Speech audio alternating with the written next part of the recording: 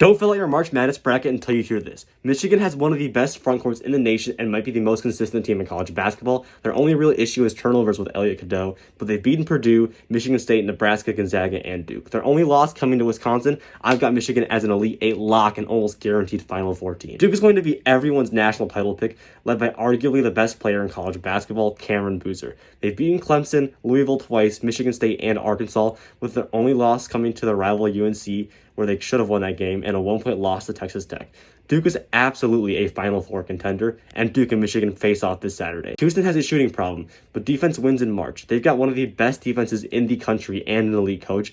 Even with losses to Iowa State, Tennessee, and Texas Tech, they're built for tournament basketball. Arizona just dropped 2 big games, including an overtime loss to Texas Tech, but they've beaten Florida, UConn, Bama, and BYU twice. I'm not out on them. They can absolutely make a run. Iowa State, they're very scary. They have a high-powered offense with wins over Houston, Kansas, Purdue, and St. John's. Yes, they've got a few bad losses, but I think they're a legit contender. UConn is very fraudulent. Too many close games against bad teams and losses to Creighton, St. John's, and Arizona. Purdue, also fraudulent. They relied too much on Braden Smith. Fletcher Loyer hasn't been good, and they haven't won any of their big games they've played. Gonzaga is extremely fraudulent. They got belted by the only competition in Michigan by 40 points when they played earlier in the season, and they lost to Portland.